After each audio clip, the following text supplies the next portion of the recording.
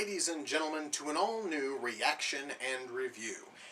Tonight, guys, I'm going to be doing something a little bit different, you see, because so far, across all the episodes I've done, I've covered horror films, I've covered comedies, I've covered, corny films, and I've covered big studio films. However, I've never touched a documentary. And tonight's documentary is one that has gotten a whole lot of requests. In fact, it got so many requests, it was one of the first things I put on the Amazon wish list, and, well, someone sent it in. So, tonight's film is about something I've actually been sort of curious about. I've never really understood it. The documentary is about cosplaying. The film is called Cosplayers, the movie. Looking at the cover, I'm not entirely certain if the thing on this cover is a man or a woman. And the director's name looks somewhat, familiar. Maybe it's nothing. I do have a little bit of good news. Actually, I'm not sure if that's good news since we're talking about a documentary here. This thing's going to clock in at only 44 minutes. So it is the shortest film I have ever covered. There is that. And according to the back of this DVD case, this is a rock and roll style documentary. By the way, yes, rock and roll is in quotes. This rock and roll style documentary film explores the anime subculture with footage at anime conventions and interviews with fans, voice actors, and artists. I'm not really certain exactly what talking to voice actors and artists has to do with the history of cosplaying, but who knows, perhaps maybe there'll be something there. Now, I should mention, if there's anyone who goes onto Amazon and you want to buy this, I'm not really certain if that'd be a good idea yet. You're going to have to wait until the end of the video just to see if at least I think this thing's any good. You will see that this is one of the few things that Amazon offers that is burnt by request, or actually it's like burnt on demand. Yeah, this is a DVD-R. And no, guys, this honestly is not me screwing around. This is the actual disc that came with this thing. So that means that if this thing sucks, I can't even sell it because I don't know any places that take DVD-Rs. So I believe actually I have done enough stalling. This thing's only 44 minutes, so I'm just trying to pad it out a little. So without further ado, it's time to kick back, relax, and check out Cosplayers, the movie.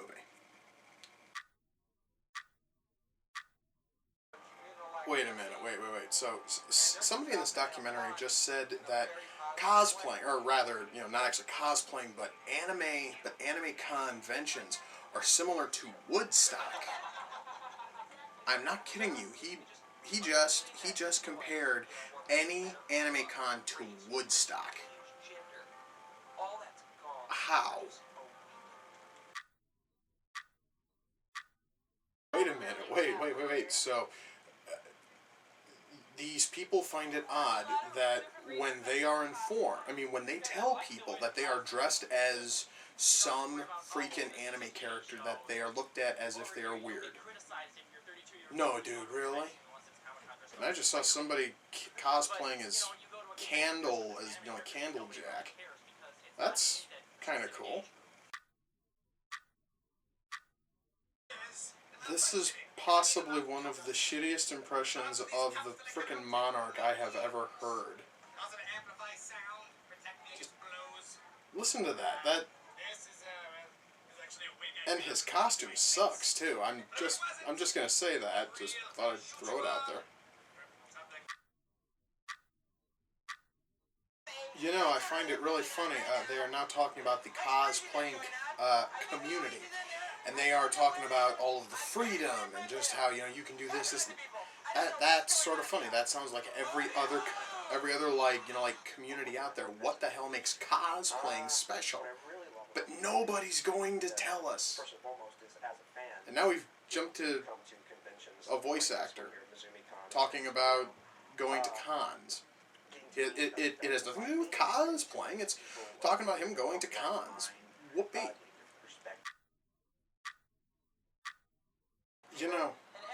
Guys, I really find this kind of funny. they are talking to all these people, and all of them actually are talking about how, I actually happen to feel welcome, and I feel safe, and I feel... these are the very same things you hear street gangs and cults say. So this really is not painting cosplayers in a very decent light, is it? No, no, no, no, no, no. Do they... I'm wondering if they actually cleared the rights to use that song. I'm a big fan of Rocky Horror, and just the fact that they wanted to use that for the section on crossplay, kind of sucks. By the way, so far that actually is the only thing I've learned, is I've learned the term crossplay. This thing's been going on for about 15 minutes. It's pretty much a quarter done. That's all that they've really explained. Wait a moment. So the person who made this documentary thinks that Kimba the White Lion was made in 1989. I know he was probably just crediting the footage that he stole, which is from the 1989 version, but the character itself is a hell of a lot older than that. Perhaps maybe they should have had somebody on staff of this film who could do a little bit of fact checking. Now, folks, now, the last time I checked, this was a documentary on cosplayers and the cosplaying culture. We have just spent the last about 5 minutes babbling about anime, which should, by all rights, be its own separate thing, because it really has nothing to do with people dressing up as other characters, unless you're talking about the source where most of these people are getting their characters. Okay, I just want to mention this because I kind of feel that it has to be mentioned. Now, they are talking to this one voice actor, and they've talked to him for a good chunk of this documentary so far. His name is very clearly on the little tag he's got on his chest. You can see it.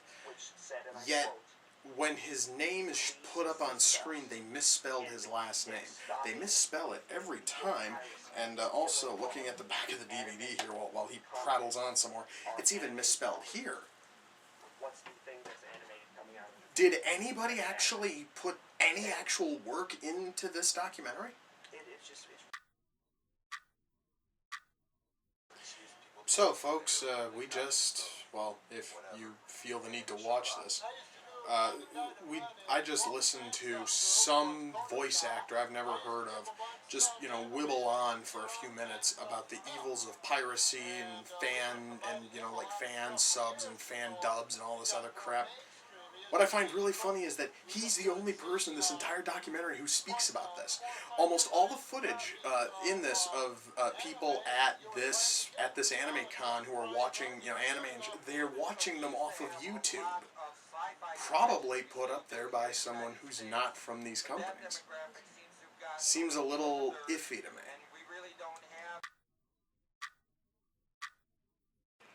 It's really sad when you have a microphone pointed directly at these people and you need to put subtitles in your documentary because your sound levels are so shitty.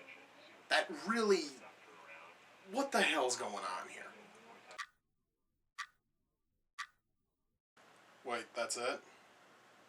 That's the whole documentary. It doesn't even have credits. Good. So that gives me another thing I can bitch about with this stupid thing. Let me pop out the disc here.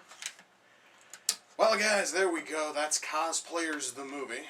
Where to even begin with this thing? First of all, the title is very misleading. In fact, the title and everything else it says on the front here, a documentary about Japanese anime fandom in North America, is a colossal, lie.